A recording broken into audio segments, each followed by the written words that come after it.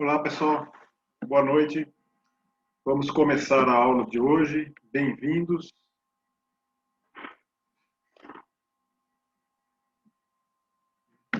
Bom, então, nessa aula aqui, a gente vai fazer o seguinte. É a hora que a gente vai começar realmente a decolar com esse curso aqui. Vocês vão ver um conceito fundamental nisso daqui, no curso, que é a energia. O que eu quero lembrar para vocês? Vamos dar uma lembrada do que vocês acabaram, acho que acabaram de ver em Física 2, né? Que é potencial, energia cinética e trabalho. Eu não sei que conceito vocês absorveram disso, mas é basicamente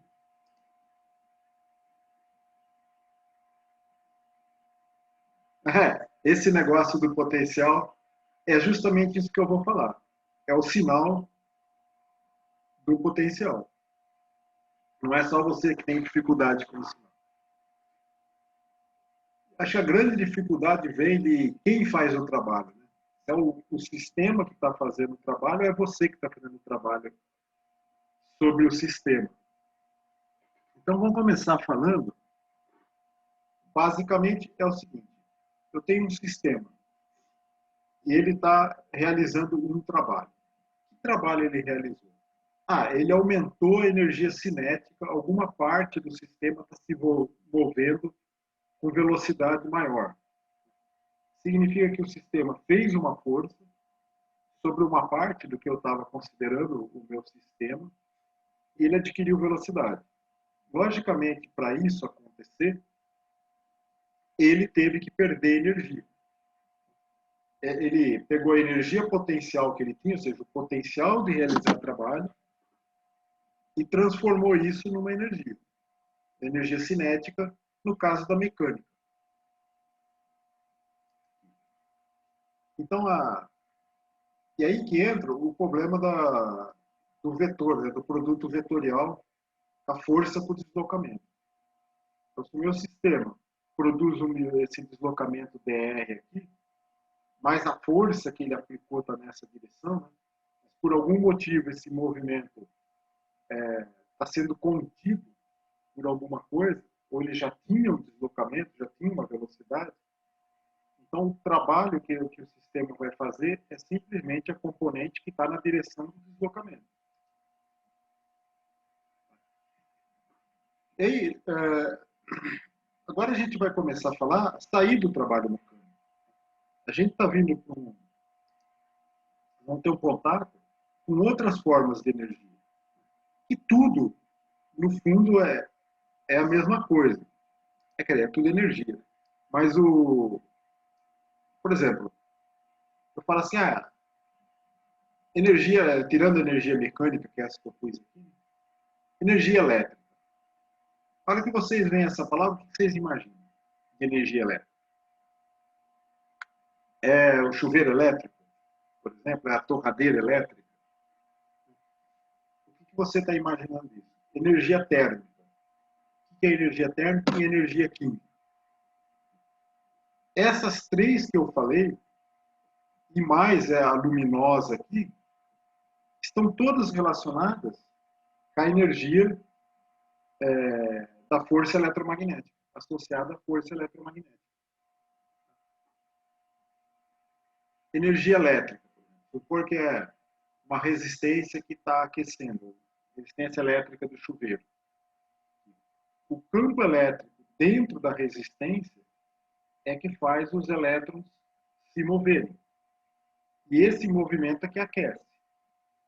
Então, é o movimento induzido por uma diferença de potencial que produziu um campo elétrico dentro do condutor.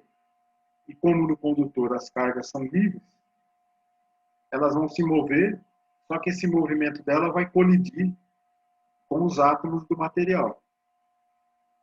E ele vai aquecer.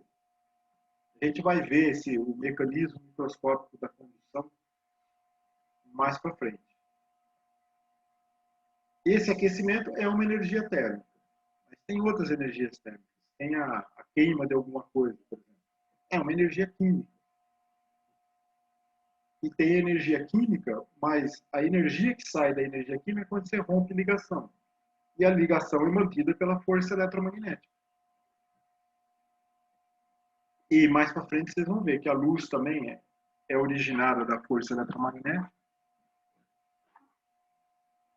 Então, essas quatro que estão aqui, elétrica, térmica, química e luminosa, estão associadas com a força eletromagnética. Força nuclear a gente vai falar só em física 4. Bom, então no caso da energia potencial, que agora no caso da força eletromagnética, ela tem, se eu estou olhando em eletrostática assim, só o campo elétrico, não estou mexendo com o campo magnético ainda, eu tenho, que vem da força de Coulomb, é o movimento entre cargas. Então, se eu tenho duas cargas, suponho que eu pego essa carguinha, coloco aqui, e ela faz essa trajetória até chegar aqui. Qual o trabalho que foi feito sobre ela? Aí que vem a questão, quem fez o trabalho? A força eletromagnética simplesmente faz o trabalho radial. Se ela se moveu ao longo de uma superfície equipotencial, onde o deslocamento dela é perpendicular à força, lembra, a força eletromagnética é sempre radial, ao longo dessas linhas tracejadas. Então, se a minha carga ela desloca perpendicularmente à direção radial, ou seja, meu deslocamento dr é perpendicular à força eletromagnética, devido às cargas aqui, ela não está fazendo trabalho. Se ela não faz trabalho, é por a energia potencial elétrica ou eletromagnética não varia. Então, por isso que é uma superfície equipotencial, esses círculos que eu desenhei aqui. Então, o corpo fez uma trajetória aqui maluca. Em alguns deles, ele conserva, em algumas trajetórias, a energia eletromagnética e em outros não. Mas do ponto de vista eletromagnético, só vai entrar os deslocamentos que têm componente na direção de dr. E é por isso que se diz que a força é conservativa, que não depende do caminho. Porque a força é sempre na direção, a força eletromagnética, que é a força de Coulomb, na direção do deslocamento que ela produz. Então, ela só realiza trabalho se o deslocamento estiver na direção da força. Então, entre duas cargas, essa daqui é a força, ela é sempre radial, que é esse que é em chapéu. E aqui o deslocamento, eu pus o dr vetor com duas componentes. Uma que é perpendicular à direção radial e outra que é paralela. Somente essas que são paralelas é que contribuem para a força. A gente vai explicar melhor isso. Então, aqui, ó, eu acho que é importante a gente ver a energia química, de onde que ela vem, né? As energias das ligações químicas. Não porque isso vai entrar no curso, mas simplesmente para vocês terem uma ideia da importância dessa energia potencial que a gente está falando. Energia potencial entre cargas eletromagnéticas. Então, próton e elétron têm cargas opostas, eles se atraem. A carga do elétron é negativa, né? Então se eu pegar o elétron e colocar próximo do próton, no mundo clássico que a gente está usando para fazer o entendimento desses fenômenos físicos, né, o elétron ia cair no próton, mas não cai. Só se ele tiver muita energia.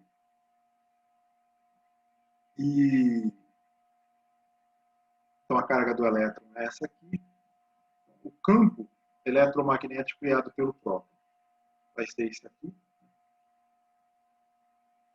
E a força é negativa. que é atrativo. Então, eu estou pondo a origem do R aqui no próton. E o elétron é que vai sentir essa força aqui, que é no sentido negativo para ele. Estou pegando o próton de referência. Qual a energia potencial entre as cargas? Aí que tá. Ela é definida como que ela vai ser zero no infinito. Que as cargas não veem a outra, então esse sistema tem energia potencial zero. Uma carga não vai afetar o movimento da outra.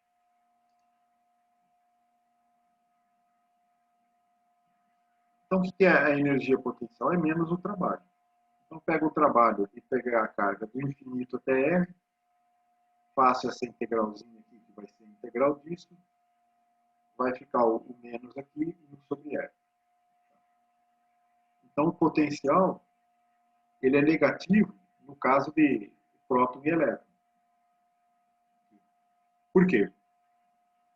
Porque ele vem sozinho para isso.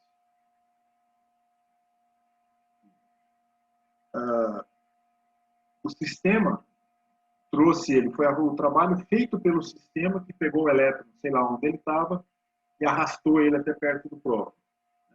Então, foi um trabalho espontâneo feito do sistema. Portanto, a energia potencial dele diminuiu. Então, você tem confusão a respeito do sinal, essa que é a regra. A regrinha de ouro. Carga de sinais opostos próxima tem energia potencial negativa. O que significa energia potencial negativa? Significa que eu tenho que dar energia para separar eles. Então, duas cargas de sinais opostos próximos têm uma energia potencial negativa. Por quê? Porque para separar eu vou ter que dar energia. E, só para ir atualizando vocês com os conceitos mais atuais a respeito de energia potencial, né?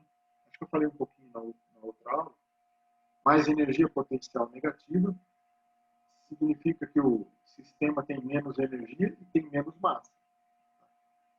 Porque toda a energia que aparece nisso está sempre envolvendo massa, mas ninguém consegue detectar essa variação de massa para o sistema, para a força eletromagnética. Então, o outro nome que a gente poderia dar para a energia potencial é massa. Então, essa atração aqui, no caso do protoelétron, é difícil calcular a energia porque o elétron não vai ficar parado, ele vai estar se movendo em volta do próton. Então, ele tem uma energia cinética junto. Mas numa ligação química, os átomos ficam numa condição sem ter uma energia cinética, só tem uma energia de vibração ali, mas tem uma energia que depende da energia potencial. Então, aqui eu pus um exemplo para a gente fazer um cálculo numérico para vocês irem se acostumando com as unidades de energia em física e também, se for para a área de química e biologia, também saber outras unidades. Então, aqui ó, eu peguei o oxigênio e o hidrogênio. O hidrogênio perde o oxigênio e joga o elétron para cá. Né? Então, o elétron tenta preencher um orbital do hidrogênio. Então, estou fazendo essa aproximação de que veio um elétron inteirinho para cá, e aqui ficou uma carga a menos, e aqui ficou uma carga a mais. Estou colocando uma separação de 280 pm. pm é picômetro, 10 a menos 12 do metro.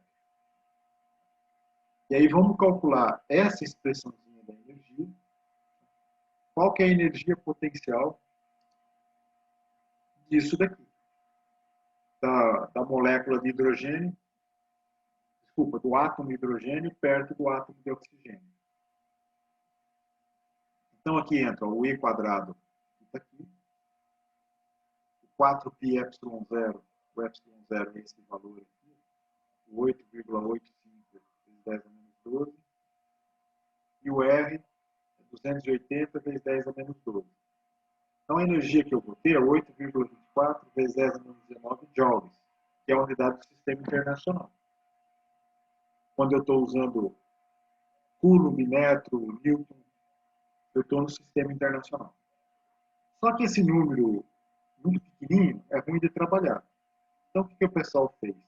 Como sempre a força eletromagnética envolve cargas, e as cargas, lembra que a gente viu dentro da primeira aula? O que troca de carga para lá e para cá, em geral, é o elétron. Então, uma unidade prática seria dividir os joules pelo valor numérico da carga do elétron. E aí que surgiu a energia o elétron volt, que é esse EV que está aqui, ó, que nada mais é do que esse valor aqui, ó, dividido por isso aqui, ó, por um desses valores. Aqui está o quadrado, né, dividido por 1,6 vezes 10 a menos 19. Então, isso aqui é uma unidade, é elétron volt. Em química também usa,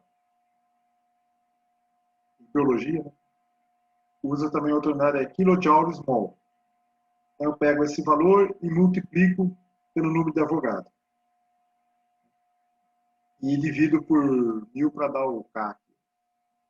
Então, isso aqui ficaria em kilojoules mol. E também tem a quilocaloria, que tem um fator de 4,18. Uma caloria, 4,8 joules. Eu tenho ali no próximo slide. A gente vê certo. Tá? Então, vocês entenderam esse conceito? Que é o seguinte, eu tenho carga próxima, que são cargas de sinais opostos, a energia potencial é negativa. Se eu tenho cargas iguais e os sinais são e elas estão próximas, isso é energia potencial positiva. Por quê? Porque se eu soltar, ele vai espontaneamente fazer trabalho. E quando tem energia potencial negativa, eu tenho que pôr energia para separar eles. Vocês ficaram com alguma dúvida nesse conceito? Entenderam o sinalzinho?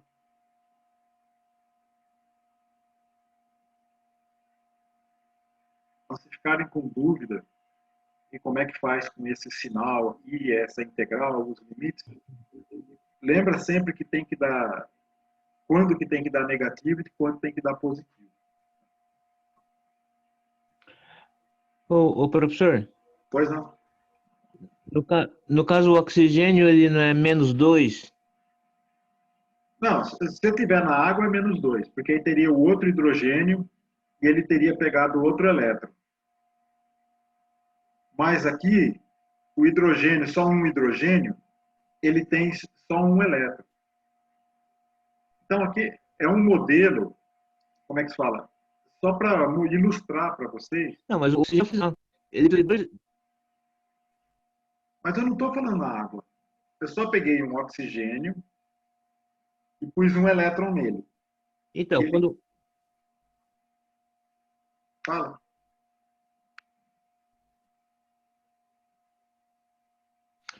Quando o oxigênio está junto com o hidrogênio, que ele forma a hidroxila, aí sim a hidroxila fica com carga negativa -1. Mas o oxigênio ele é da família 6A, ele precisa de 2 elétrons para completar os 8. Sim, mas ele precisa, mas ele não tem. Ele só tem um.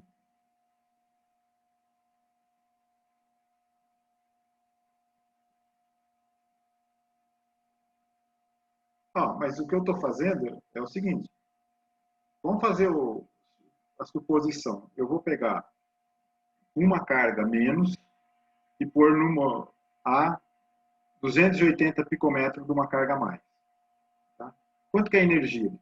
Então, essa distância aqui é uma distância típica de ligação OH. Então, a energia vai ser da ordem de 5 eletronvolts. É isso que eu quero falar para vocês. Só para ter uma ideia. Eu posso ter essa configuração, não quero dizer que ela seja estável. Porque se eu tiro esse elétron que eu pus no oxigênio, ele está neutro. O número de prótons é igual ao número de elétrons. Então, fora aqui, ó, o campo é neutro, quase neutro, não é exatamente esferocimétrico. Mas ele reage com o hidrogênio e tira o elétron dele. Se aparecer um outro hidrogênio aqui, ele vai pegar o outro. Então, para ele estar com 2 menos aqui, ele teria que ter pego um elétron de algum outro lugar. Não é o que eu dei para ele. Você entendeu que é só um modelinho que eu estou fazendo para você ter uma ideia dos valores de energia e de distância entre átomos? Ajudou, não?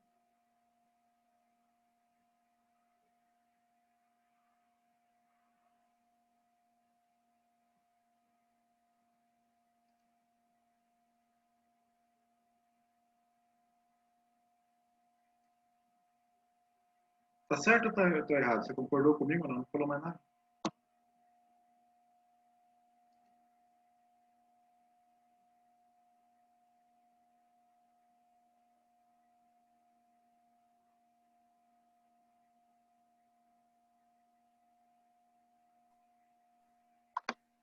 O que sumiu que vocês estão falando? Está oscilando.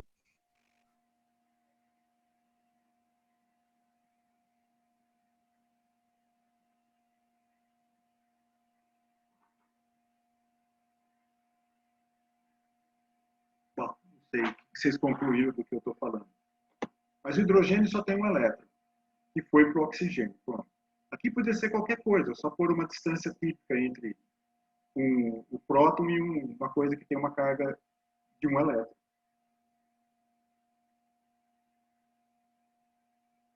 Bom, vamos lá. Ó, aqui tem um exemplo prático de como que você usa essas informações. Das ligações, das distâncias entre o átomo das ligações.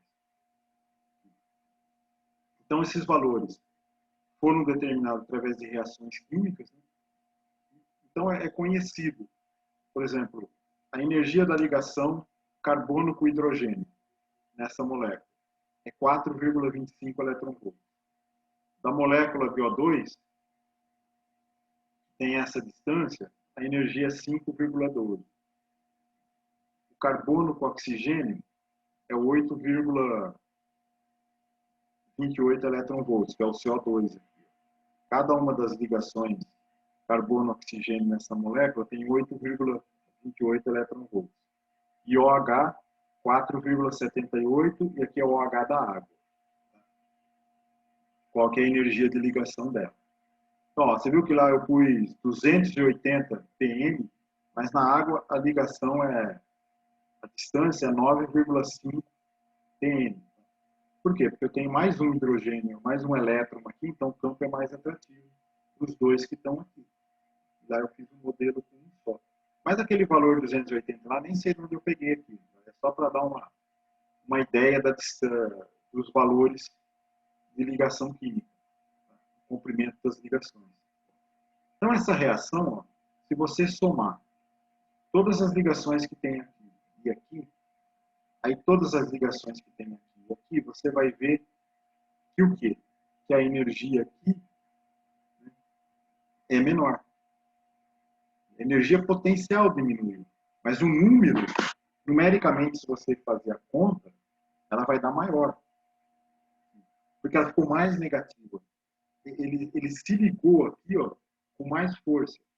O total das ligações depois, né, vai dar maior do que a soma antes.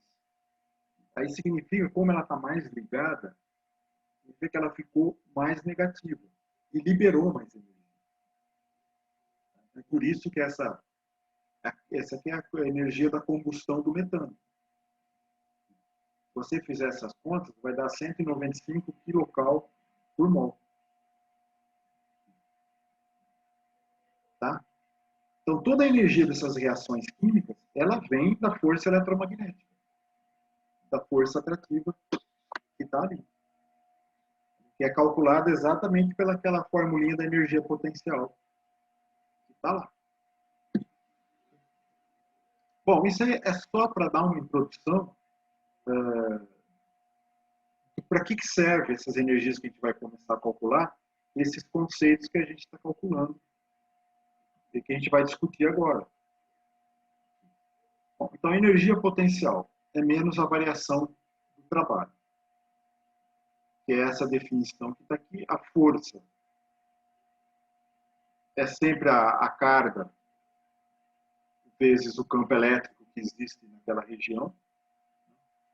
Então, aí, se a carga se move à mercê do campo, o sistema está realizando o trabalho, a energia potencial vai diminuir. Se ela se move contra o campo, de modo que alguém está empurrando ela contra a força do campo, está fazendo o trabalho, o sistema está recebendo, então a energia potencial está aumentando. Bom, a unidade da energia potencial, né, vem da unidade de trabalho, que é força vezes deslocamento, que é Newton-metro. É igual a Joule. Então, além do Joule, as outras unidades que eu estava falando é o elétron-volt. Um elétron-volt é 1,6 vezes 10 a menos 19 joules. Kilojoules por mol. É o número de Avogadro sobre 1000 vezes joules. Isso vai dar isso daqui, ó, em joules. Tá? Porque é o número de Avogadro dividido por 1000. Aqui tinha, era 23, né? Foi isso. Então, 1 kJ mol é 6 vezes 10 a 20 joules.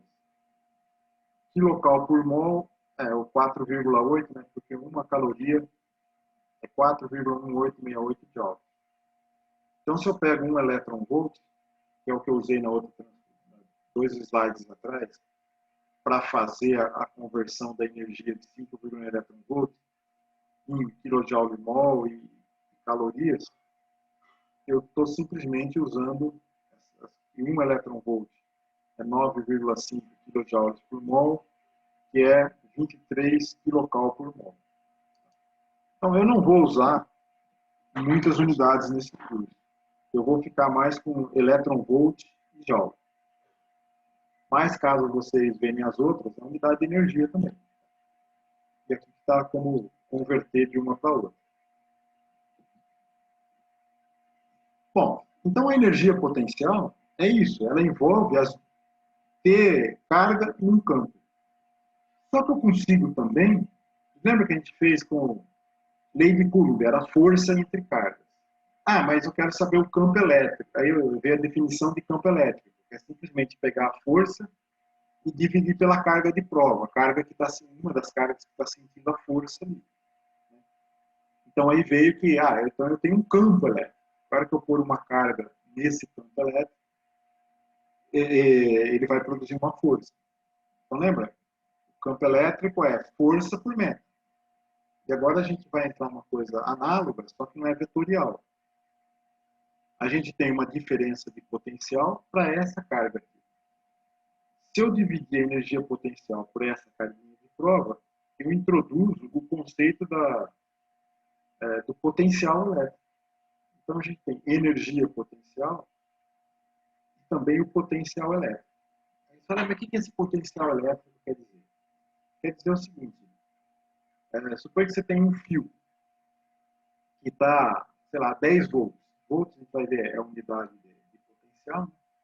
Eu sei que se eu pôr um elétron ali, eu sei a energia potencial que ele tem. Então, se eu pôr, sei lá, uma carga de não sei quantos coulombs numa região que tem um potencial tal, eu sei qual é a energia potencial que ele tem.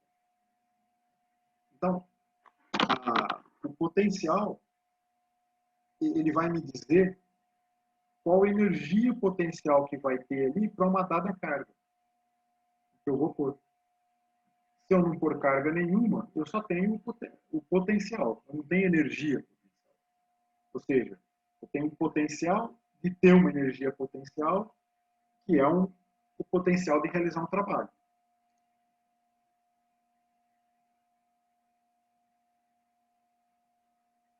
O potencial, ele depende do vetor E, mas ele não depende, mas ele não tem direção. Ele depende da posição que você está no espaço, mas ele não é vetorial. Ou seja, o valor do potencial depende da posição, mas ele não muda com a direção.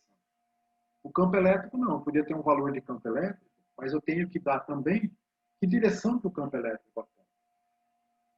E aqui o potencial, a energia potencial e o potencial depende da posição do espaço que eu estou mas ele não aponta para lugar nenhum. Ele é um valor, ele é uma função escalar, ele é um campo escalar. Não, não é campo, não. É uma grandeza escalar. Tá? Então, ó, aqui está a definição do potencial. Né? Se eu faço um deslocamento,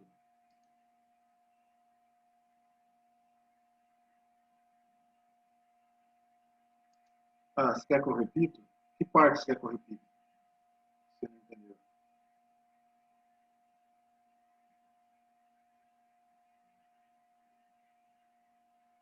Ó, imagina assim, fazer um modelinho bem simples, para vocês não se confundirem com isso. Duas cargas, tá? Que estão a uma distância determinada. Elas têm um potencial que pode ser negativo ou positivo. Se o potencial delas for positivo, significa que ambas têm o mesmo sinal. E, e o trabalho que ela vai ter uma energia potencial positiva, significa que o trabalho vai ser de afastar.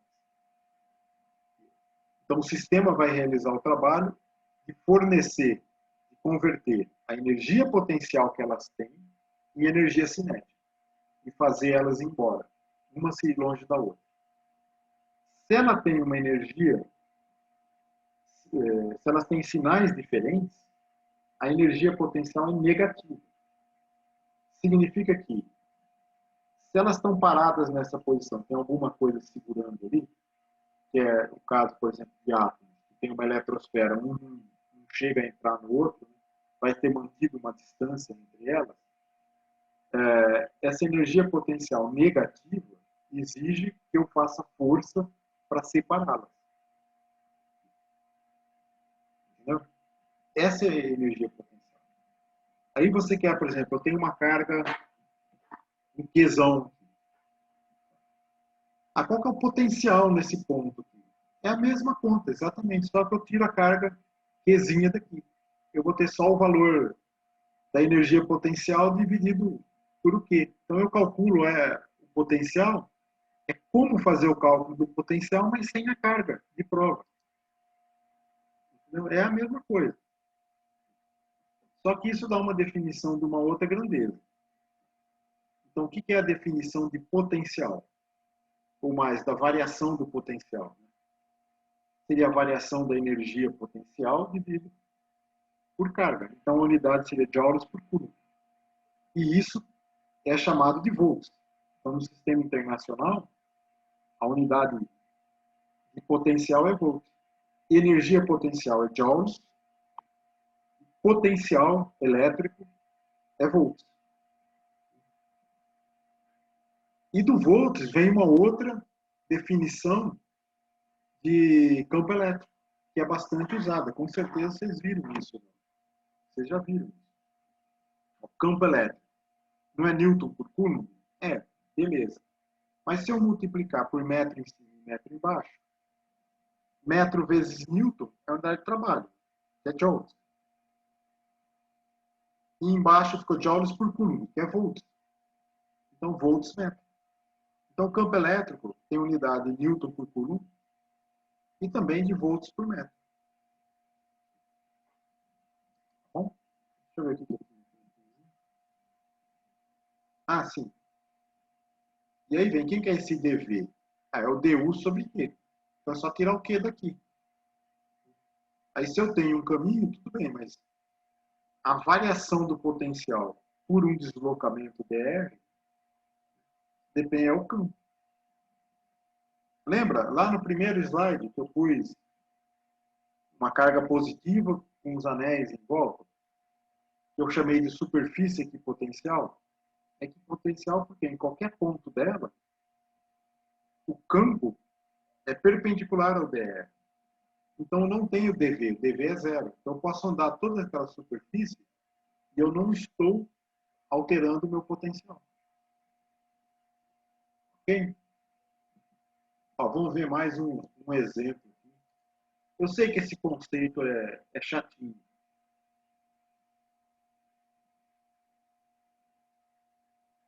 Pode ir.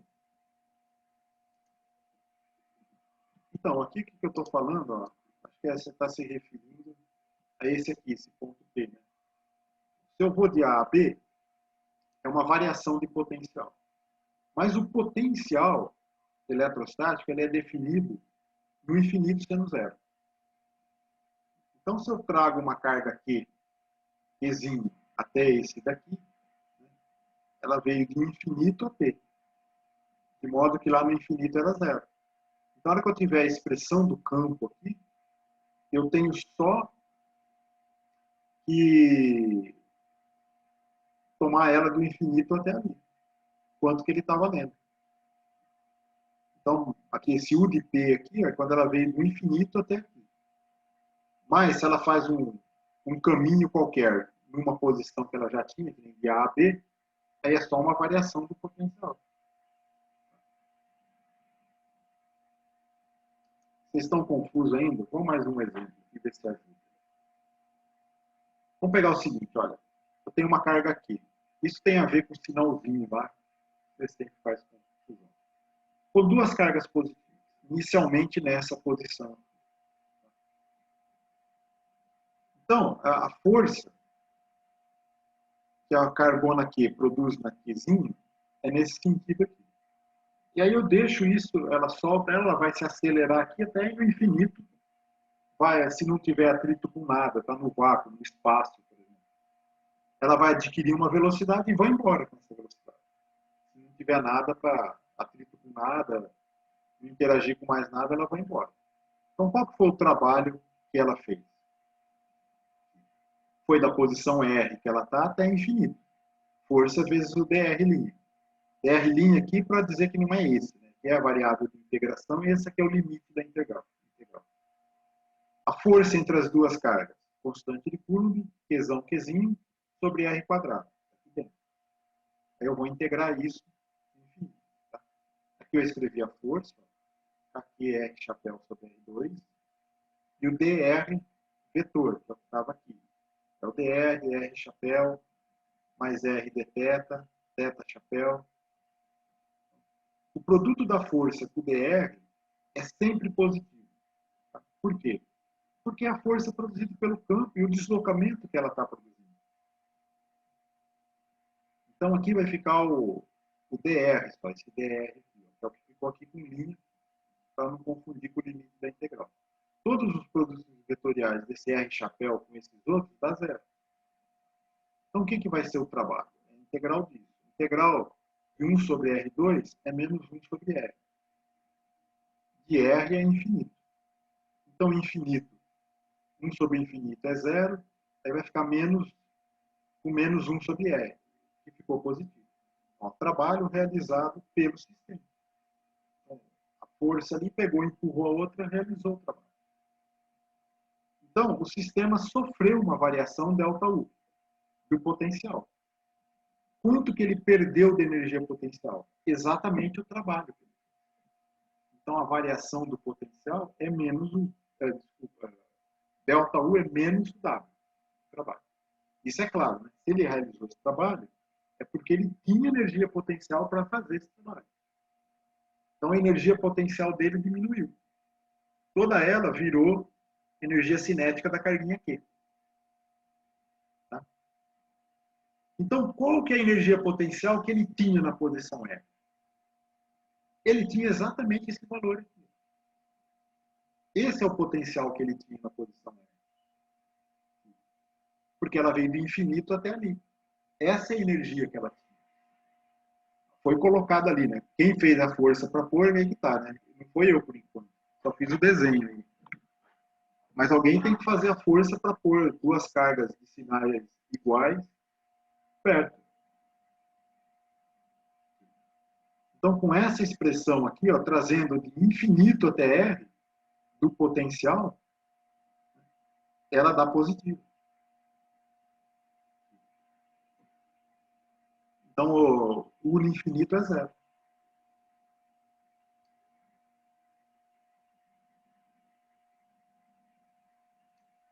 Eu acho que ficou claro, não ficou?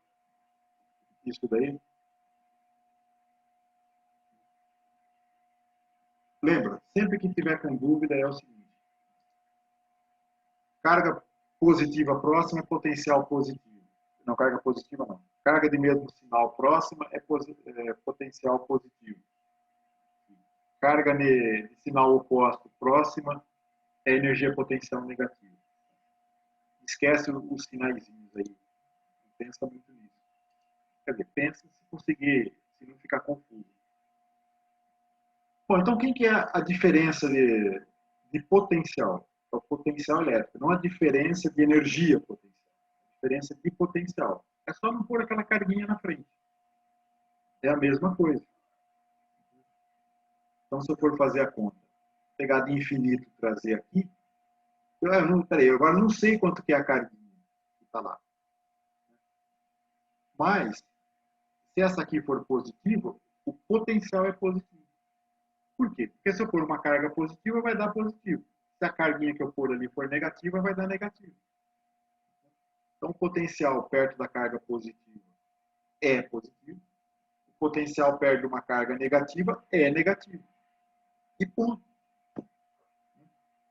Então, o potencial de uma distribuição de carga, de uma coisa que a gente vai ver, é sempre definido a partir do infinito. Então, eu pego a integral de novo, eu faço ela, vai ficar essa aqui é a integral do R2, né, com menos na frente, vai dar Kq sobre R. Então, esse é o potencial. Então, é carga, a unidade dele. A constante de Coulomb aqui, se a gente substituir pela permissividade, vai ficar 4πε0. Então, o que vai ser a unidade de potencial? Carga por metro pela unidade do ε0 que está embaixo. Sempre tem que aparecer embaixo. Então, minhas respostas das distribuições que a gente vai ver, tudo, vocês podem ir comparando isso. Qualquer coisa que eu ponho aqui, dividido por qualquer distância métrica, se eu ponho uma densidade dividido por R quadrado, ou vezes R, no fim tem que dar Coulomb por metro e pelo ε0 que vai aparecer aqui. Quer ver? Uma coisa que a gente vai ver, que é interessante. Estava falando do átomo de hidrogênio. Né? Isso aqui vocês vão ver em física moderna, e é interessante prestar atenção nisso. Como que o elétron pode chegar perto do próximo e não cair nele? Por que ele não vem desde o infinito atraído e vai lá? Não vai porque ele tem as propriedades ondulatórias de uma partícula quântica muito leve, né? Então ele entra e fica aprisionado num estado de ligação. Classicamente, tem uma distância, pela física clássica, para essa energia aqui. Que energia é essa? Para dissociar o átomo, eu consigo medir quanto de energia eu preciso dar.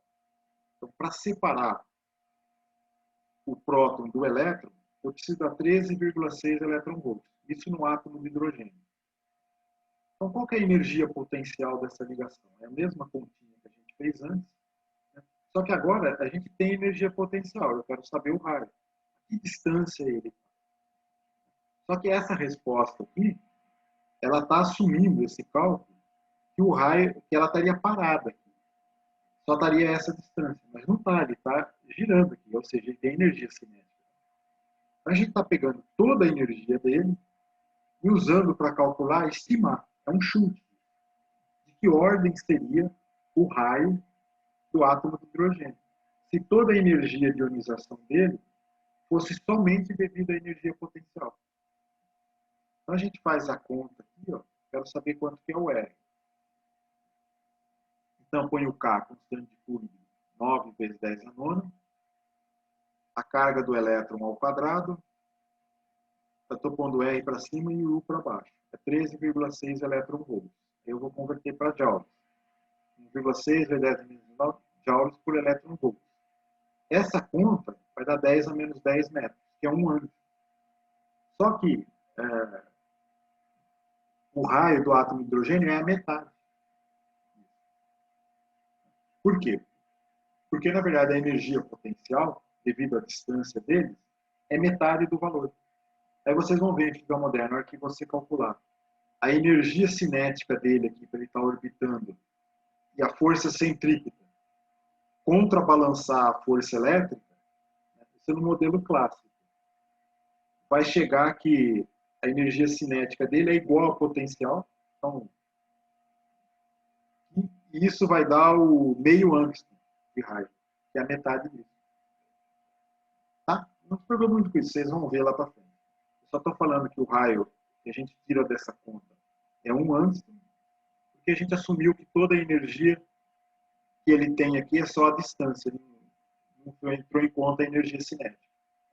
Como ele vai ter energia cinética, essa conta que a gente fez, ela dá o máximo valor da distância entre o próton e o elétron. Bom, esse aí é um exemplo. Vamos ver um outro exemplo que a gente pode usar o conceito de energia potencial. Bom, a gente pode acelerar a carga. Eu vou criar um campo e vou acelerar ele dentro desse campo. Então, aqui nesse desenho, o que eu fiz? Eu tenho uma placa condutora aqui, uma placa aqui, e ligo uma bateria. A bateria, a voltagem dela, ela cria uma diferença de potencial, por quê? Porque ela transfere carga de um lado para o outro. Então, aqui a minha bateria, que está ligada no lado negativo, vai encher de elétrons aqui, que ela tirou daqui. Ela pegou os elétrons e pôs para cá. Aí criou um campo da placa B para a placa A.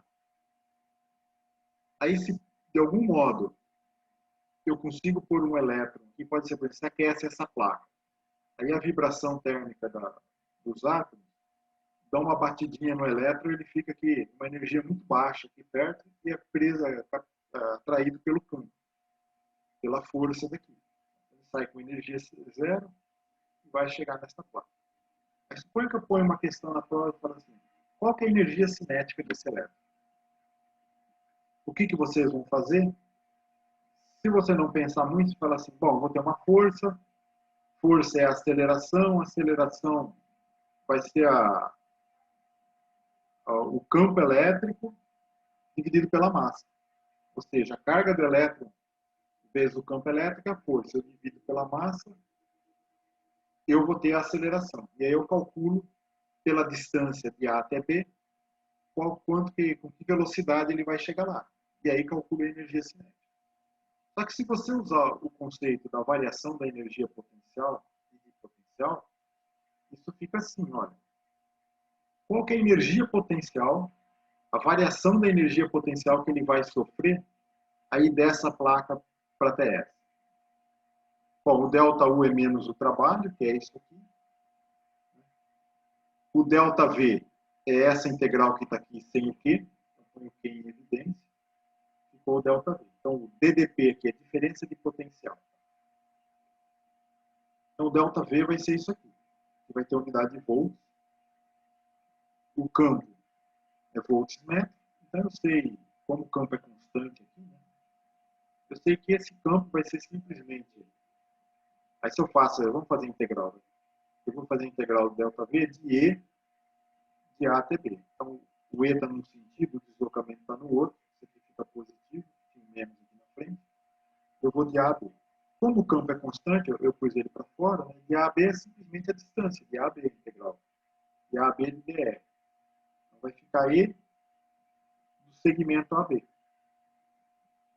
Mas isso é exatamente a diferença de potencial, que é o E. A diferença que eu ponho aqui é o que determina o campo. Por exemplo, eu quero calcular o campo entre dois condutores que estão a potenciais diferentes. É simplesmente a distância dividido pela diferença de potencial. Não, desculpa. A diferença de potencial dividido pela distância. Se eu quero saber o campo aqui, o módulo dele, a hora que eu pus aqui, para usar a expressão da força, eu tenho que calcular o campo. Como é que eu calculo? É a diferença de potencial dividido pela separação, que é o que vocês fazem todas quando vocês fizeram com capacitor de placa paralela. Você tem o campo. Tá bom, eu preciso saber disso? Não. Por quê? Porque a variação da energia potencial é Q vezes o ΔV. Quem que é o Q? Menos E. Quem que é o ΔV? É o E da bateria. Então, a variação da energia cinética, o que ela aumentou foi o que diminuiu de energia potencial. Vai ficar E vezes a voltagem, a diferença de potencial. Então, a variação da energia cinética é isso. Então, acelerado por essa... Então, aqui no caso, eu vou fazer numericamente essa parte. Então, se eu pegar a diferença de potencial de 6 volts, seria o quê? 2 pilhas? 4 pilhas. Cada pilha é 1,5. Eu faço uma bateria aqui, com 4 pilhas. Aí eu, por exemplo, jogo uma luz aqui, o fóton ejeta um elétron aqui numa velocidade muito baixa, que é capturada. Qual que vai ser a energia cinética dele? Simplesmente a carga do elétron vezes a diferença de potencial. Que é o que ele perdeu de energia potencial, mas virou energia cinética. Entendeu? Então vai dar 9,6 vezes 10 a menos 19. Em elétron-volts, eu vou dividir por isso. Vai ficar 6 elétron-volts. Então, um elétron acelerado por uma diferença de potencial de 6 volts, a energia cinética dele vai ser 6 elétron-volts. Por isso que usar a unidade de elétron-volts é assim. Então, tem uma aula aí que eu falei de microscópio eletrônico. Você vai lá, tem um microscópio eletrônico, o menos E é a carga do elétron, ok? Aqui. Eu peguei um elétron e pus aqui, sendo acelerado por esse campo. O menos E é a carga do elétron, que é menos o Ezinho. Valeu. Aí se eu for calcular a velocidade dele agora, é simplesmente o K aqui dividido pela massa. Delta K dividido pela massa, vezes 2, né? Estou usando a fórmula. 1/2 de mv quadrado é a energia cinética. Aí se você substituir o K, 6 elétron-volts, mas eu preciso fazer a conta em joules. Então eu ponho esse valor. Vezes 2 dividido pela massa do elétron, que é 9,11 vezes 10 a menos 31 kg. Vai dar isso aqui, ó, 1.450 km por segundo. Então, ponho 3 aqui, né? E o 10 a terceira que sobra aqui fica o K, quilômetros por segundo. É a velocidade que ele tem acelerado por 6 elétron-volts, 6 volts. Então, está falando do microscópio lá. O de maior resolução, ele é um microscópio de, não sei se tem outro, que eu lembro, dá uma resolução muito boa, era de 400 kV. Qual que é a energia do elétron que sai de lá? 400 kV, ou 400 mil elétron-volts. Tá? Então é isso.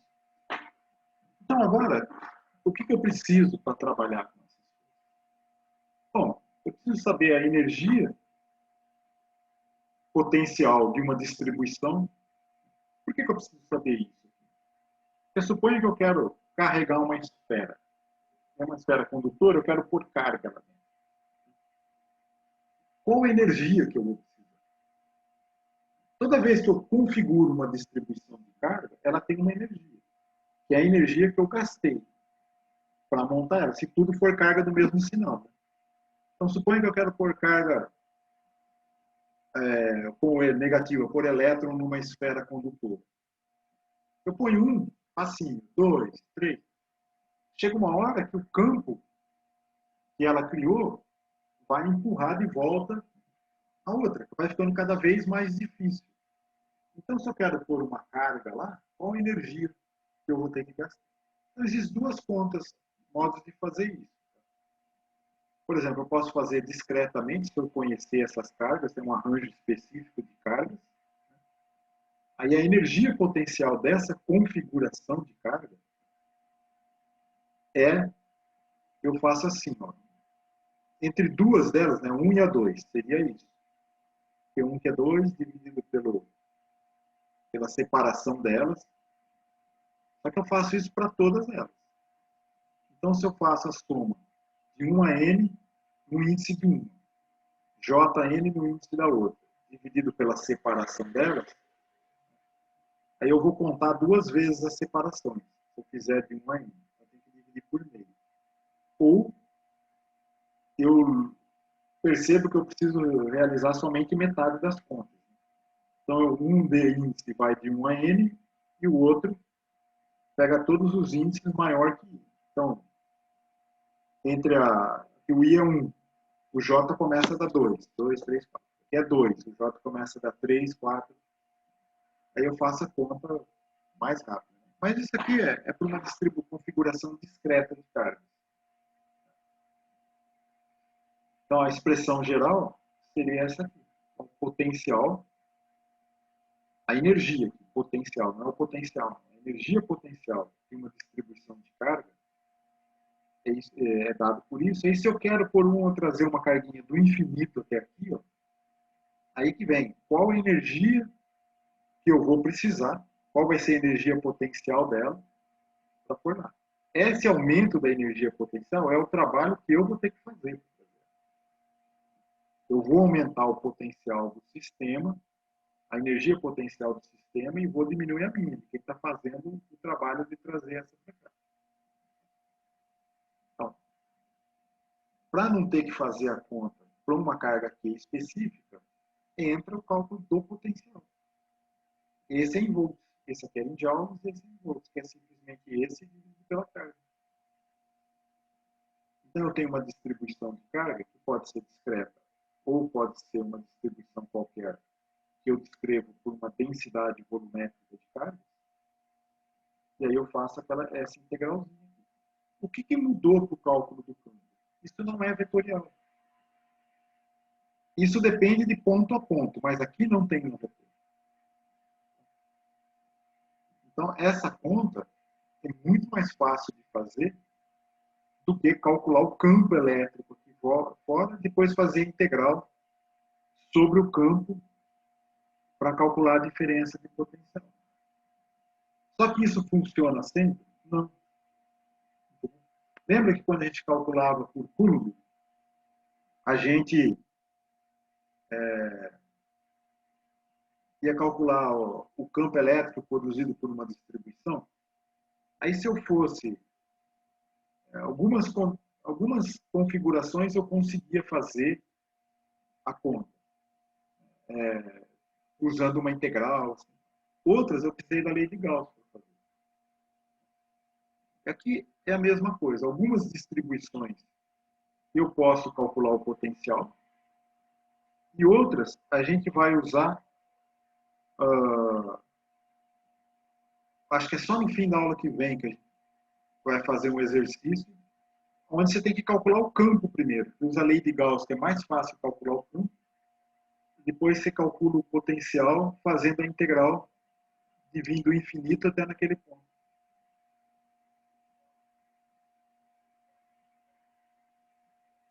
A carga Q vindo do infinito, então, essa carga Q está representando uma carguinha.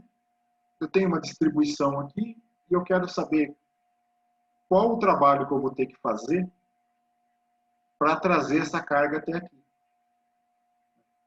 Então, primeiro, eu vou configurar isso aqui, essa configuração que está entre essa linha tracejada. Qual a energia que essa configuração tem?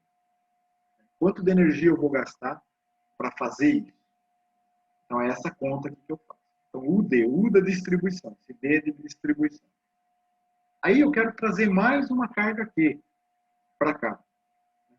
Qual o trabalho que eu vou ter que fazer? É essa resposta que eu tinha aqui, ó, vezes um Qzinho. Só que agora esse Qzinho é com todas as outras. Então, aqui é a energia para montar a distribuição. E essa daqui é a energia para trazer essa carguinha até aqui. Então, o que entrou nessa conta? A distância dessa daqui com todas as outras. Olha, esse Q alfa são as partículas, as cargas da minha distribuição. E agora eu vou somar a energia potencial dessa daqui para cada uma das outras. Então, é uma soma. Se fosse só duas, era a expressão que a gente tem para duas cargas. Mas se eu tenho uma distribuição, eu tenho que somar sobre todas elas. E eu preciso só saber a distância, eu não preciso saber mais o vetor. Tá? Então, aqui só está entrando a distância.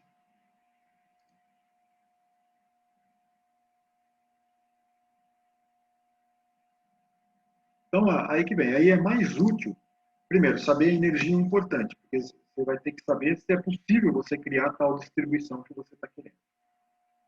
E depois, uma vez que você tem a distribuição, você quer saber o potencial em volta. Por exemplo, suponha que tem um potencial muito grande aqui, em volta disso daqui. Esse potencial está implícito que existe um campo ali. Só que a gente está descrevendo em termos de uma coisa escalar. E aí, daqui a pouco eu vou mostrar para vocês como é que desse escalar eu obtenho o campo. Então é simplesmente um modo mais simples de escrever o espaço que está acontecendo em torno de uma distribuição de carga. Então a gente vai fazer um exemplo, primeiro, para o potencial de uma distribuição discreta. Qual que é a distribuição discreta que eu falo? É o dipolo elétrico. Por quê? Porque ele é importante e nós já calculamos o campo dele. A gente já sabe. E agora a gente vai calcular o potencial dele, para vocês verem a diferença de fazer de um jeito e do outro. Tá? Então, o que é o potencial elétrico de uma carga, em torno de uma carga? Ele é positivo. Então, é constante de Coulomb Q, e qualquer ponto do espaço depende só da distância até ela. Não tem vetor aqui, tá vendo? Não tem que pôr a direção que vai da carga mais até o ponto de observação. É simplesmente a distância. Então, aqui o que eu estou criando? O mesmo desenho que a gente fez com o dipolo elétrico, que é uma carga em L sobre 2 na direção Z, a carga mais, e a carga menos, L sobre 2, menos L sobre 2 na direção Z. Essa aqui é uma carguinha menos, a outra é mais. Então, aqui tem um sistema de coordenadas esféricas. O ponto de observação. A origem dele é determinado na posição mediana entre as cargas. Aqui. O R, o Rzinho aqui, é o meu ponto de observação. Que é esse vetor aqui, representa o ponto de observação. Aí, nesse sistema de coordenadas, aonde que está a carga mais? Ela está em Z, em L sobre 2 em Z. Então, a distância dessa carga até aqui, ó, é simplesmente esse menos a outra. Isso aqui ficou a distância. Menos a posição da carga mais. Então é isso, a posição das cargas, a distância das cargas é isso, ó, R menos R mais ou menos, que é dessa ou dessa, que vai dar menos ou mais L sobre 2, na direção Z. Quanto que é isso? O módulo disso, né? É isso vezes isso, o escalar disso aí vai ficar isso aqui. Tá? Para menos ou para mais. Isso aqui a gente fez lá na parte do campo elétrico do dipolo. Só que lá a gente teve que calcular a direção disso daqui. E agora a gente não precisa calcular a direção. A gente está calculando só o módulo disso. Então, quem que fica o potencial disso? É isso aqui, simplesmente. Só entrou a direção. É essa aqui, a separação. Aqui embaixo e aqui embaixo, que é elevado a menos meio. Isso aqui está a raiz, porque é um módulo. Tá bom? Então, essa é a minha resposta. Esse é o meu potencial. Agora, a gente vai fazer de dois jeitos. Vai fazer duas coisas. A gente vai fazer o campo próximo, o potencial na aproximação de campo distante, desculpa, não é próximo, é distante, e fazer a solução exata, tanto para o potencial como para o campo. Então, ó, calculei o potencial. Aí, campo distante, o R muito maior que L. Então, esse termo aqui some, esse aqui some, né, que está ao quadrado, vai ficar esse aqui. Aí eu faço expansão em série de Taylor, cai esse menos meio na frente disso. Então vai ficar 1 mais ou menos 1 meio disso daqui. Aí eu ponho aqui em cima vocês vão ver que o 1 vai sumir e vai ficar só esse termo aqui. Só que vai ficar o 2 aqui, vai sumir o 2. Então, quem que ficou? QL, o Q está aqui, o L veio daqui, aí tem um R aqui que já estava em evidência, que eu pus ele para fora aqui em cima, que já está em evidência, aí saiu um outro daqui, ó, o R2. E a constante Coulomb eu escrevi 4πε0. Então, como é que ficou o campo próximo? O potencial na aproximação de região distante, né? Eu falo campo distante, mas é o potencial quando eu estou muito distante do dipolo. Vai ficar isso aqui. Agora, quem que é o PR chapéu? O P é o dipolo elétrico, lembra? É a carga vezes a separação, vezes a direção que vai da carga menos para mais. E o Z escalar o R chapéu é o cosseno θ. O que é o R chapéu está aqui? Eu faço o produto escalar com isso, vai dar só o cosseno θ, que é o ângulo entre eles. Então, o L cosseno θ aqui, ó, ele junta aqui, e eu sumo com o cosseno θ colocando esse produto escalar, com R chapéu. Então, o potencial em torno disso aqui, ó, quando eu estou com R muito maior que L, é isso aqui. Tá certo isso? Como é que eu vou comparar isso daí?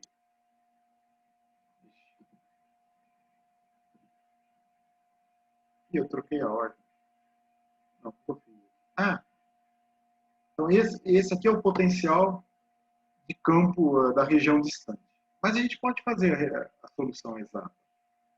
E agora eu vou fazer a solução exata num plano. Por quê? Porque antes, quando eu fazia o campo tem uma direção. Então, cada região aqui ele apontava para um lado. Agora é um escalar. Então, em qualquer plano que passe pelo eixo Z, a solução é a mesma. Está vendo que aqui não entra nenhuma informação de que plano eu estou passando, qual XY eu estou, qual φ eu estou. É igual para todos. Qualquer valor do φ aqui, qualquer plano aqui, ó, que tenha o eixo Z, o campo é o mesmo. Então, essa aqui é uma solução aproximada para a região distante, mas eu posso fazer a conta exata. E é isso que eu fiz aqui. Eu fiz a conta exata num plano X e Z. Eu tenho o eixo Z aqui, ó, e aqui é X. Como que eu fiz isso? Só que eu achei mais fácil fazer em coordenadas cartesianas, X, Z. Então, o R que está na expressão lá de trás, do slide anterior, seria o x² mais z² a raiz, é a distância até a origem. O cosseno θ nada mais é do que o z dividido pelo R. Eu posso substituir, se não, eu substituo diretamente. Isso aqui é só para comparar com a de trás, caso vocês queiram. Mas pela definição, é simplesmente pôr a coordenadas cartesianas. O x é qualquer direção no eixo x e a posição da carga. Então, a carga aqui, ó, é essa posição de observação menos a carga. Só tem componente z. Então, a componente z menos L sobre 2. Aqui, e menos aqui, mais aqui. Então, a hora que esse z aqui, ó, valer L sobre 2, eu estou sobre a carga positiva. Vai dar 0. Estou na posição da carga. E aqui, a hora que eu estou no z igual a L menos 2, vai dar a posição da carga negativa. É z igual a L menos L sobre 2. Vai anular aqui. Eu estou nessa posição da carga negativa. Aí eu fiz só um gráfico, uma superfície equipotencial. Calculei isso aqui, né? Esse potencial, e tracei algumas superfícies equipotenciais. Aqui. Então, o que seria? É simplesmente aquela função ali em cima. Se eu tenho só uma carga, aqui seria um monte de anéis concêntricos, que eles vão cada vez ficando mais espaçados, porque eu vou estar mais longe da carga e a variação do potencial vai ficando menor, até ir para zero. Agora, como um está para cima e um está para baixo, se eu olhar de perspectiva, é assim. Aqui diverge, né? Se eu colocar 0 e 0, vai divergir, então eu só limitei o gráfico aqui, e aqui iria para menos. Está lá. Então um está para cima e um está para menos. Aí eu tracei curvas equipotenciais aqui, que dão isso. Aí se vocês estão curiosos desse desenho, como é que faz essa conta aqui, eu até coloquei a rotina aqui, ó, se vocês quiserem fazer no MATLAB. Tá assim, mas onde eu arranjo o MATLAB? Ó, vou abrir aqui um site e vou trocar aqui.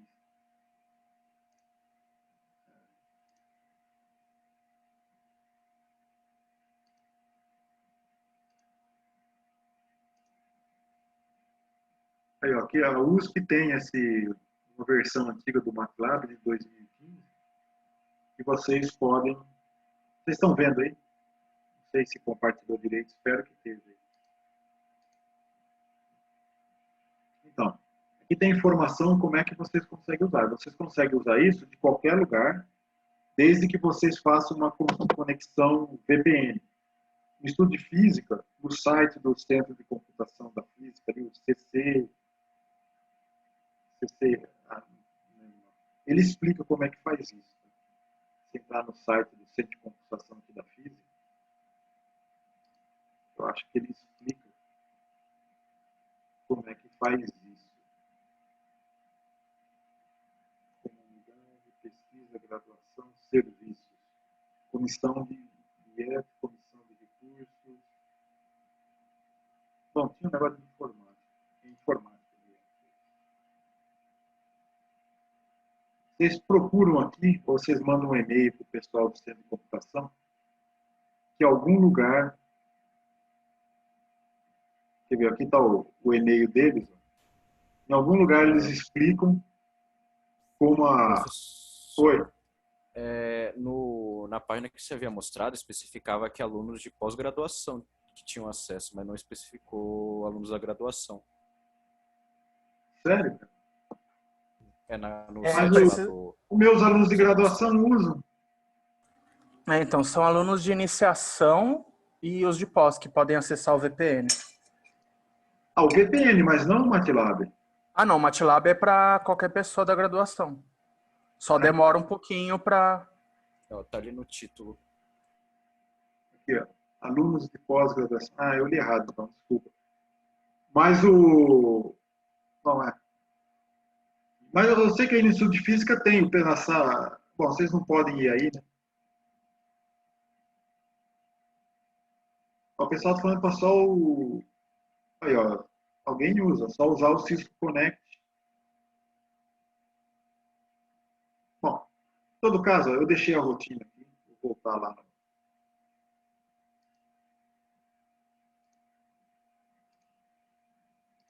Olha como é simples.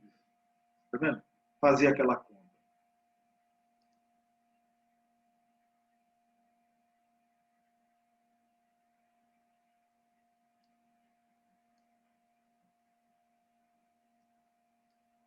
Aqui está aquela expressão do dipolo. Então eu pus lá em coordenadas r θ, polar. Também escrevi em coordenadas cartesianas. Vocês têm que entender uma e a outra para ficar claro o conceito. É simplesmente a posição de observação que é dada por x e z menos a posição da carga. Como eu tenho duas cargas, cada uma numa posição, dá isso aqui.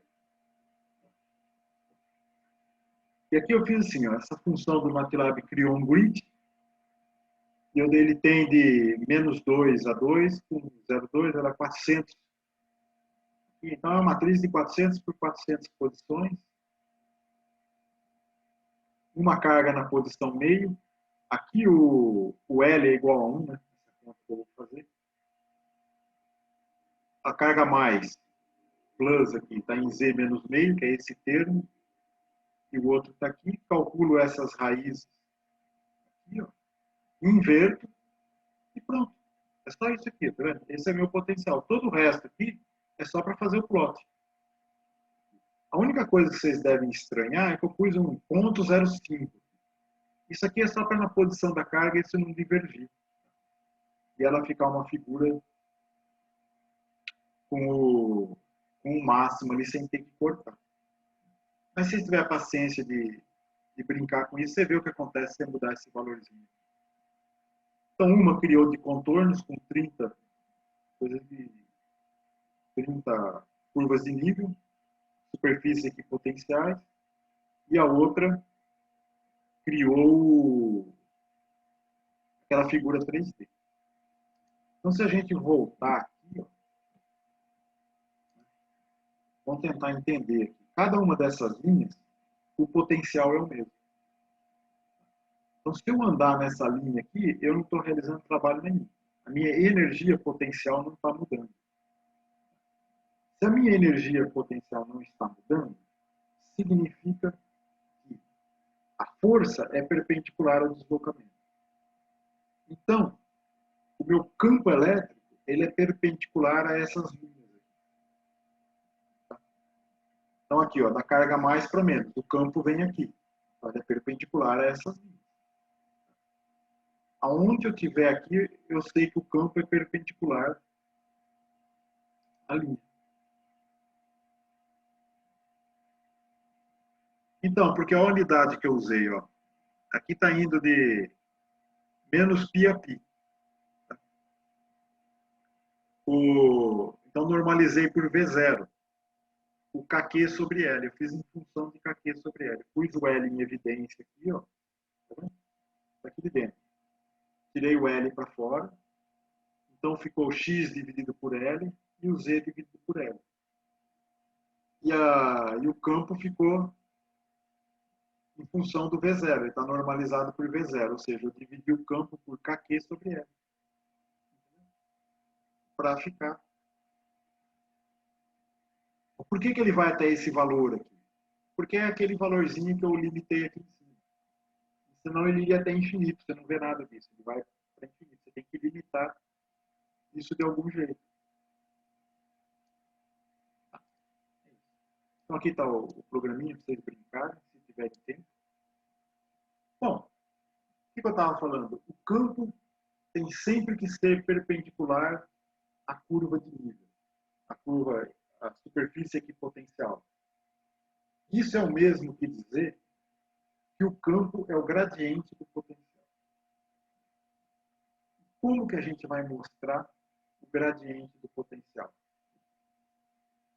Bom, a variação de potencial não é menos o campo vezes o deslocamento? Tá, é. Então, meu deslocamento, fazer em coordenadas x, y, z, depois eu mostro o resultado em outros sistemas de coordenadas. O dr é dx na direção x, dy na direção y e dz na direção z. E o campo é dx, ey e ez. Tem componentes em x, y e z. Campo geral. Esse produto escalar dá isso aqui. Então, o meu dv é menos dx dx, ey dy e ez dz. Para uma função qualquer, porque ela só depende, não é vetorial, né? Uma função de 3 variáveis, eu quero saber como é a variação dela em torno de uma posição x, y, z qualquer. Então, a variação dela vai ser a derivada parcial em x vezes o dx, derivada parcial em y vezes o dy, derivada parcial em z vezes o dz. Tá, legal, isso é geral. Tá bom, não tem nada a ver com eletromagnetismo, essa propriedade de variação de uma função. Só que se eu trocar o f por v, eu vou ver que isso aqui, ó, é esse aqui. Então, dv dx é menos ex. Então, eu posso escrever assim, ó, o ex é menos o dv dx, ey menos o dv dy e ez menos o dv dz. Isso é o que? É a definição do operador diferencial gradiente. É isso. Ó. Então, o campo elétrico é a derivada do v em relação a x, aí ele tem direção agora, ele vai apontar na direção x. A derivada de v em relação a y, na direção y. dVdz na direção Z. Que é menos, o nabla aqui é o símbolo do gradiente. Então, menos o gradiente de V. Tá? Vamos ver se funciona? Vamos. Então, antes de ver que funciona, coordenadas cartesianas está aqui. Coordenadas cilíndricas é aqui. Então, o que é coordenadas cilíndricas aqui? Vou falar coordenadas esféricas. A hora que você calcula, derivada em relação a R, na direção de R. Eu pus o versor para cá, porque ele não entra na derivada. Você deriva primeiro e depois põe o versor. O θ chapéu de 1 sobre R é derivada de θ. Então veja que eu preciso do R aqui para dar unidade. Aqui tem o dr, unidade de 1 sobre metro. Aqui é ângulo. Então tem o R aqui que é para dar unidade de metro. E aqui tem o R sendo θ. Aquele livro que eu indiquei para vocês na outra aula tem essas aqui explicadinho. E se você também estiver curioso, você pode simplesmente pôr no Wikipedia lá operadores diferenciais. Aí vai explicar tudo isso aí. O livro é do Hyatt, de eletromagnetismo. Está numa das aulas aí. Acho que é a aula anterior ou na outra ainda. Tá lá, eu deixei a imagem da capa do livro. Tanto é que essas imagens aqui é dele. Essas figuras aqui, que eu tirei de lá.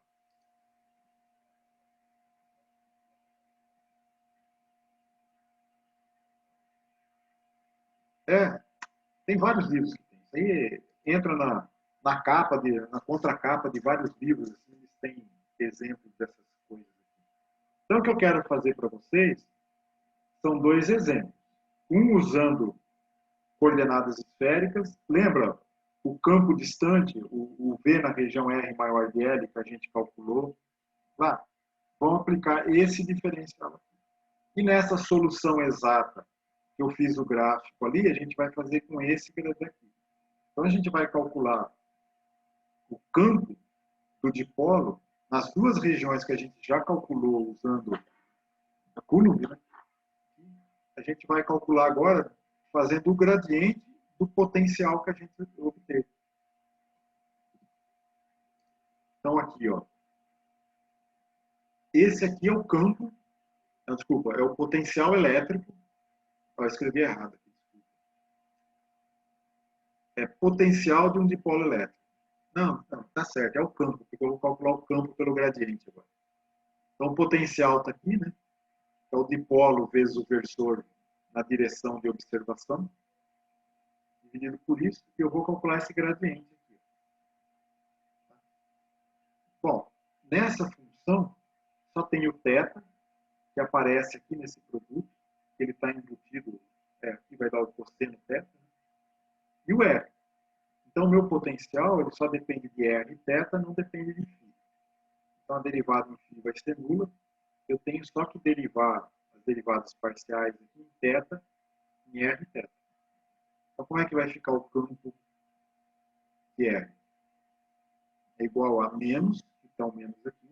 O R chapéu, que é o que vem do operador gradiente lá, da derivada do V em relação a R.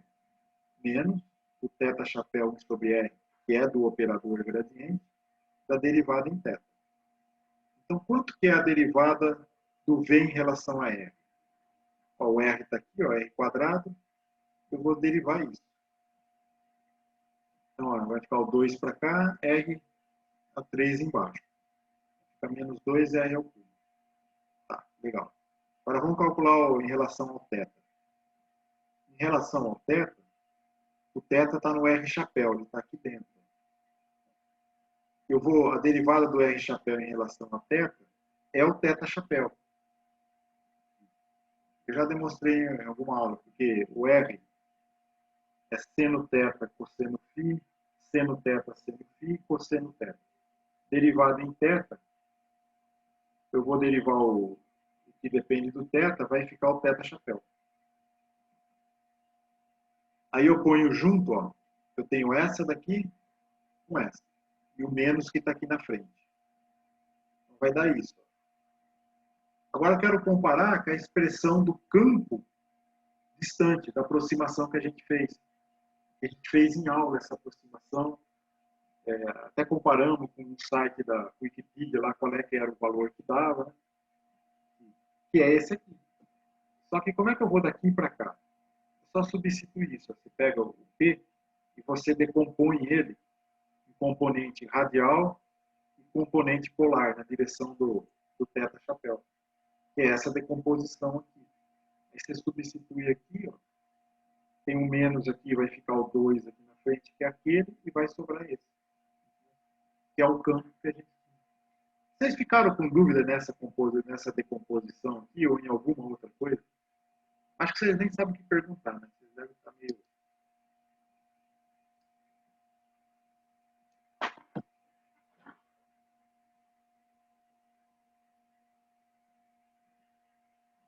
Dá um tempinho para vocês pensarem. Se querem tirar alguma dúvida do que eu fiz.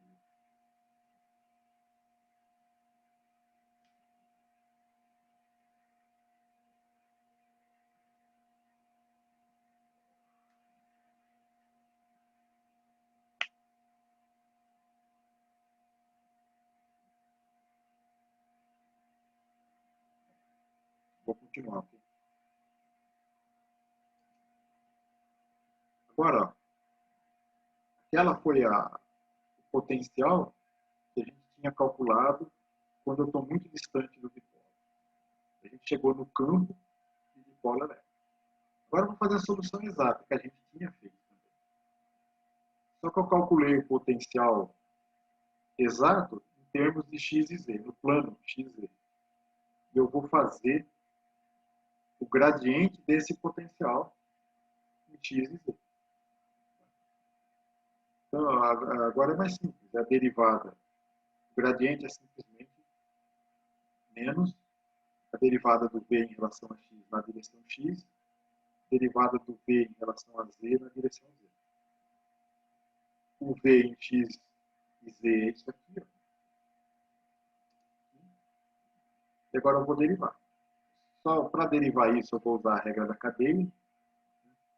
Por exemplo, vou derivar uma função em relação a x, mas essa função é uma função de g e o g que depende de x. Então, a regra da cadeia é a derivada de f em relação a g e g em relação a x. Eu vou aplicar nisso daqui. Então, eu faço a derivada em relação ao conchete aqui, que vai ficar menos 1 meio do conchete a menos 3 meios, e depois a derivada aqui dentro em relação a x, que vai ficar o 2x aqui. E o mesmo para o outro lado. Tá? E agora a derivada em relação a z, né? Vai ficar isso aqui. Ó. Então vai ser a derivada do conchete, fica menos 1 meio, isso aqui é menos 3 meios. E aí agora eu vou derivar isso. Fica 2 vezes isso, e aí a derivada do z. A derivada do z é 1. Então só ficou isso aqui. Aí cancela o 2, aí eu ponho os versores na frente com o menos, eu vou ficar o quê? Isso aqui, ó. Tá? Fica aqui, desse termo aqui e desse termo. Se vocês olharem lá, é exatamente a expressão que a gente tinha. Só que lá, aí eu até mostrei como é que ficava uma figura 3D, mas ela é complicada de ver. Então, para mostrar como é que fica o campo, eu simplesmente peguei o potencial exato que a gente tinha calculado por dipolo e usei uma funçãozinha que tem no MATLAB que chama gradiente. E aí calculei o gradiente. Tá vendo? Ó? No plano XZ. Então aqui eu pus o L em evidência. As curvas de nível de... curva de nível, superfície equipotencial estão aqui nas linhas coloridas. Aqui, ó. E aí as flechinhas, elas simplesmente são proporcionais ao campo. Mas o tamanho dela eu tive que ajustar para caber no desenho. Então o tamanho delas não representa o valor do campo, mas é proporcional ao campo e dá a direção do campo. Então aqui, ó, é sempre perpendicular à linha. Então a linha vai inclinando assim, o campo vai inclinando. Ele faz isso aqui.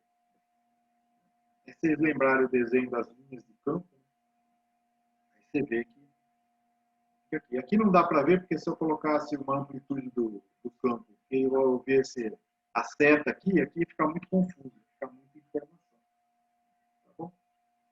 Bom, pessoal, o que eu tenho mais coisa para falar, mas eu acho que vocês já viram bastante por hoje. Se quiser continuar, a gente pode falar mais umas coisas aqui para aliviar um pouco para a aula que vem. Vocês têm alguma dúvida sobre isso? Professor, Oi? não exatamente sobre isso, mas eu fiquei com uma dúvida aqui conceitual, bem rapidinho. Na lista 3, eu fiquei com uma dúvida que é sobre fluxo, né? No caso do campo elétrico. Tem uma carga no centro de um cubo. E aí, pela lei de Gauss, a gente sabe que a carga, né? O fluxo em cada lado vai ser Q dividido por 6ε0, correto? Pela simetria. Sim. Aí, estava falando depois que pegava essa carga e colocava num dos vértices do cubo. Ele queria saber como é que ficaria o campo, né? Nas faces sem ser as que estão paralelas, nas outras 3, zeraria o campo. E aí estava na lista de resolução que dividiria por 4, e para mim seria, eu acho que por 3. Eu fiquei confuso se está certo realmente isso. Então, a hora que coloca ele no vértice, o que acontece?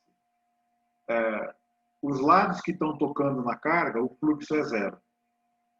Correto. Aí, para calcular o fluxo nas outras faces, você tem que transformar, você tem que criar um outro cubo em volta, que tem o dobro do lado, que a carga fique no centro desse outro cubo. E aí você vai ver que a área desse cubinho que inicial aí, ela é 1/4 da área do outro. Então é por isso que dá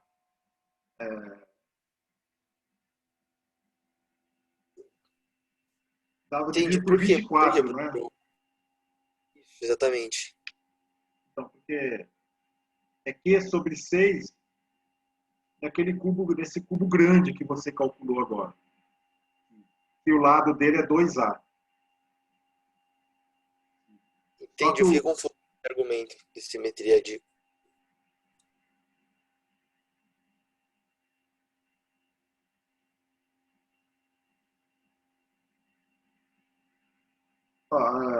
Gabriel está perguntando como que calcular o campo.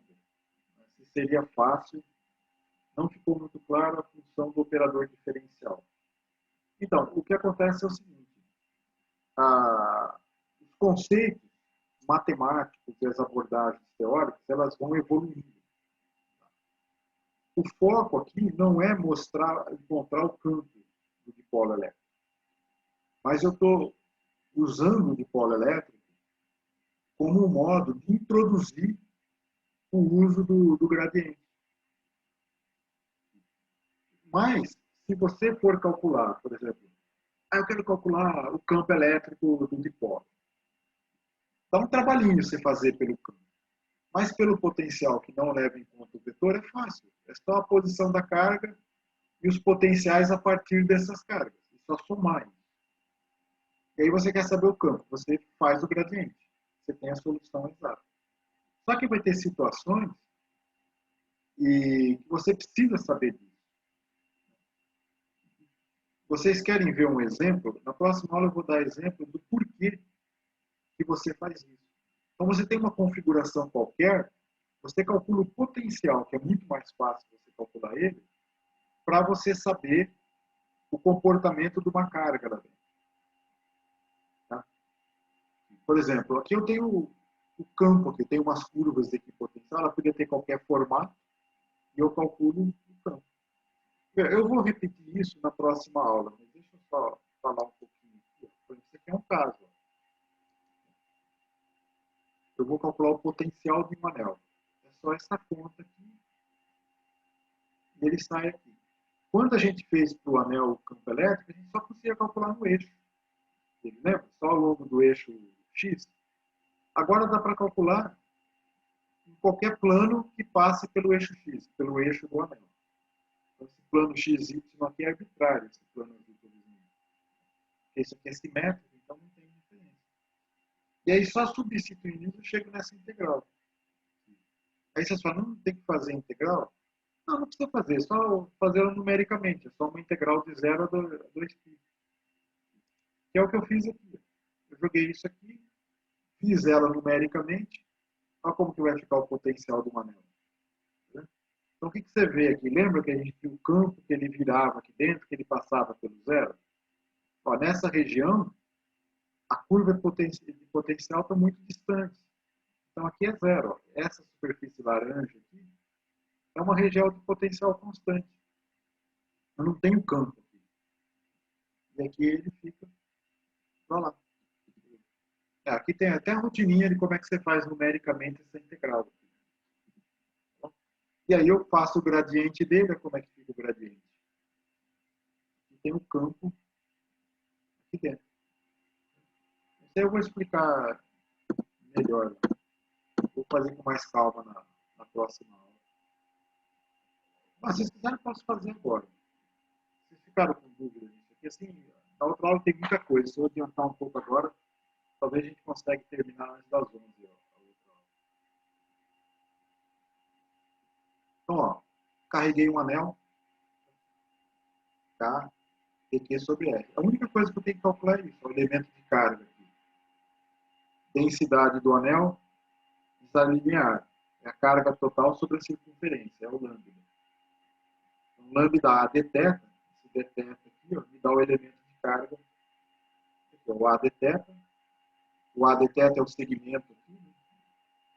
Vezes o lambda. Esse é o elemento de carga, que vai aqui. E o R, não está desenhado aqui, mas eu tenho a posição de observação x, y, z, em qualquer posição do espaço. O R' é o mesmo que a gente usou, ele corre sobre esse anel. Então vai ser o raio dele, A cosseno θ, na direção y, A seno θ na direção z. E variando o θ, eu tenho todo o anel. Então, a diferença do elemento de carga até um ponto de observação vai ser o R', que é o R', que é o ponto de observação, menos o R', que é a posição do elemento de carga. Aí eu subtraio esses dois, eu tenho isso. Módulo quadrado vai ter isso. Tiro a raiz, eu tenho esse R de por aqui. Tá vendo? Aí eu faço para z igual a zero, né? Ou seja, eu pego esse plano XY, que é o mesmo resultado para qualquer plano que contém o eixo X, simetria em torno do eixo X, vai ficar o quê? O K aqui é 4π sobre ε0, lambda A saiu daqui e detecta. É isso. Esse é meu potencial. Eu só preciso, se eu não sei resolver isso, eu não sabia, também não fui procurar muito, eu simplesmente fiz numericamente. É só somar isso aqui de 0 a 2π com um deteta que eu pus aqui nessa ponta aqui, 1 grau. Aí eu variei isso de 1 grau, só que tem que ser em radianos, tá? Para a conta da série. Aqui, ó. Eu posso ver aqui, ó, o V em 0, 0. Então aqui é 0, aqui é 0. Então aqui no centro. Esse termo vai sumir, vai sumir, vai sumir, vai ficar o A quadrado. Aqui vai sair da raiz, vai cancelar com esse, vai dar o A aqui no centro. Ele vai ser quanto? É lambda sobre ε0, que é esse valor V0 que eu pus aqui, vezes 2π. Tá vendo? Multiplico por 2π aqui, vai ficar lambda ε0. Então, quanto é que tem que valer essa região aqui? Tem que valer 2π. Eu estou multiplicando por 2π, porque a escala aqui é em V0. Aí, ó, tá vendo que ele está no laranja aqui, ó? 6 e pouco é 2π, é essa região. Tá vendo? Então, é assim que eu calculo. Aqui está o programinha. Eu fiz só um loop aqui, para calcular o dθ. Aqui o dθ eu pus 1 grau. Eu multiplico por essa variável que é π dividido por 180. O θ eu faço de 0 a 180. Aí eu calculo x quadrado, y quadrado. Tudo que não vai variar dentro do loop, para dar integral, eu calculo fora. Então, x quadrado, y quadrado, o a vezes o y, que é 2ay, eu também calculo fora. O v, eu só estou zerando ele. Aqui dentro vai entrar o cosseno θ. Então, eu calculo o cosseno θ para todos os valores de θ que eu criei, de 0 a 360, fora também. E aí dentro é só juntar aqui, ó, o dθ está aqui. E a raiz disso. E aqui, ó, o a, como eu pus o a em evidência, eu dividi por a quadrado, e saiu o a aqui, ou o a aqui fora, então fica 1. Aí eu pus um valorzinho a mais aqui para ele não divergir a hora que eu estou sobre o fio. Porque o fio tem dimensão nula, né? Então seria um ponto que esse daqui vai divergir. E aqui é só plotar isso aí, que é o que eu fiz aqui. E aí depois eu usei a função que chama gradiente de V, e tem o campo pelo anel. Aí quanto que vale o campo, dá para a gente calcular analiticamente aqui no centro. Mas aqui fora a gente sabe certinho a direção que ele está. O quão longe eu preciso ir para esse anel aparecer uma carga pontual. Lembra que a gente fez várias vezes isso? Testou a nossa solução, tomando o limite, eu estou muito distante, era uma carga pontual. Você está vendo? O campo ele varia bastante aqui, né? A forma, a direção do campo, mas lá adiante ele vai tendendo a superfícies equipotenciais esféricas, quando eu vou muito longe. Tá vendo? Então aqui é outra continha que a gente fez usando isso. Então, na próxima aula eu vou fazer bastante exemplos disso. E vou fazer com plano, com disco. Plano e disco é a mesma coisa, mas plano junto, combinando. E depois a gente vai fazer um caso que não dá para usar essa fórmula aqui, que é o caso de uma esfera. E a gente vai fazer do modo contrário. A gente sabe o campo de uma distribuição esférica, e aí a gente vai integrar o campo vezes o deslocamento, integral de linha, campo vezes o dr, para calcular o potencial em cada região do espaço. Ok? É isso, pessoal, que eu tinha falado para vocês. Da parte de potencial, como é que usa o potencial, como é que calcula. É uma introduçãozinha. A gente vai brincar mais com isso na outra aula. Alguma dúvida?